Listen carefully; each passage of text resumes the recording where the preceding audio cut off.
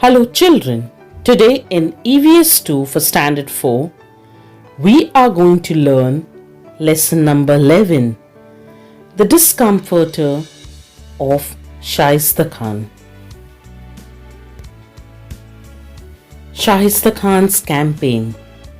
In spite of repeated efforts in which he left no stone unturned, Adil Shah of Bijapur could not force Shivaji to surrender. Every Sardar of Bijapur who was sent against Shivaji was defeated. Adil Shah at last gave up the fight and made peace with Shivaji and gave recognition to his independent kingdom. Shivaji thus had peace for some time on his southern border. Although Adil Shah had given up fighting with Shivaji, there were attacks from the Mughals of the north. Shivaji turned his attention northwards and carried out raids in the territory of the Mughal Emperor Aurangzeb.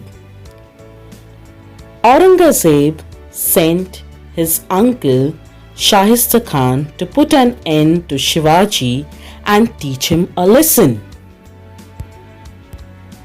Shaistakhan, with a huge army of 75,000 men and hundreds of elephants, camels, and pieces of cannon, marched on Pune. On the way, he captured the towns of Shirwal, Shivapur, Shaswat, and finally laid siege to the fort of Purandar. Nothing could stop his advance, but once the Maratha army surrounded him in a mountain pass, the Maratha troops moved very fast on their swift Bhimthari ponies.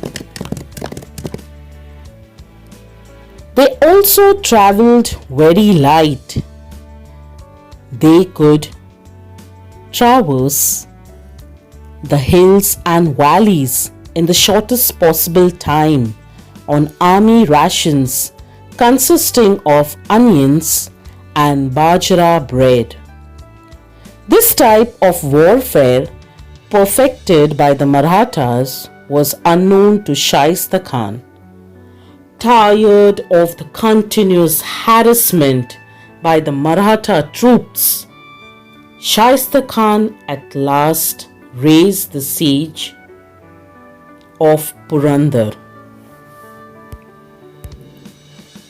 Firangoji Narsala. Shaistakhan then continued his march on Pune. First, he captured the fort of Chakhand. Firangoji Narsala fought to defend the fort. With great bravery and skill against the army of Shaistakhan.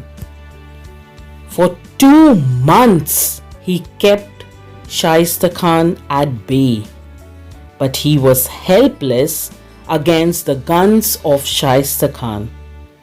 Shaistakhan was much impressed with the way Firangoji defended the fort and offered him service with the Mughal emperor. Firangoji, however, refused this tempting offer. Shaistakhan in Lal Mahal. Shaistakhan came to Pune and made Lal Mahal, Shivaji's residence, his headquarters. 1 year passed, then another year. Shaistakhan would not leave Pune. On the contrary, his troops would raid Shivaji's territory, destroy crops, and take away the cattle. In this way, he started devastating the surrounding countryside. A bold plan. At last, Shivaji decided to teach Shaistakhan a lesson. In a way, it was good that Shaistakhan was staying in Lal Mahal. Shivaji knew the place inside out, with all its entrances and exits, its secret passages, doors, and windows. Besides, Shivaji's spies were keeping him well informed about the disposition of the Khan's troops. Shivaji therefore decided to enter Lal Mahal one night and kill Shaistakhan. This was indeed a very bold plan. Lal Mahal was so well guarded that even an ant would find it difficult to get through. 75,000 troops were camping outside the palace. No armed Maratha was allowed to enter the town, but Shivaji had made up his mind, and there was none who could turn him away from his resolve. Shivaji fixed the date to carry out the plan. On the night of 5th April 1663, a marriage procession was passing along the streets of Pune.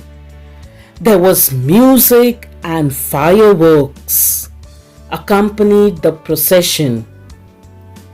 Hundreds of people dressed in fine clothes were in the procession. Some were in palkis, others in minas, while many more were on foot. Shivaji, with his band of trusted followers, joined the procession to give the impression that they were a part of it. After some time, the procession proceeded on its way, but Shivaji and his men moved away quietly in the direction of Lal Mahal. Shaistakhan was fast asleep at this hour. Shaistakhan learns a lesson. Shivaji made a hole in the wall and entered Lal Mahal. He had no trouble in finding his way about, because it was after all his own house. The Khan's bodyguards were half asleep. Shivaji's followers tied them up. Shivaji went deeper inside. Suddenly, someone rushed at him with a sword. Shivaji killed him. He thought it was Shaistakhan, but it was his son. There was a commotion. People woke up. Shivaji went straight to the Khan's chambers and took out his sword. Terrified, the Khan started shouting, "The devil! The devil!" and tried to escape through the window. Shivaji struck him with the sword, which cut off 3 fingers of the Khan. The Khan could have lost his life, but he escaped with the loss of 3 fingers only. The Khan jumped out of the window and made for safety. To deceive the Khan's troops, Shivaji and his men raised the cry, "Shivaji has attacked! Run, catch him, and started to run themselves. The Khan's troops also started running in all directions in the confusion that followed. Shivaji and his men made their escape and reached Sinhagarh. The Khan's troops spent the whole night looking in vain for Shivaji and his troops. This incident took the fight out of Shaistakhan. He was afraid that if he lost only his fingers in the first attack, Shivaji might cut his head off in the second. Aurangzeb was furious when he heard of this episode. Shaistakhan lost the emperor's favor and was transferred to Bengal. This was the first serious blow to the Mughal power. Shivaji had successfully bared the lion in his own den. Gunfire announced the victory, and a wave of joy went all over Maharashtra. I hope so you have understood the lesson and enjoyed watching the video. Thank you for watching. Please like, share and subscribe my channel and stay tuned for more videos. Bye-bye.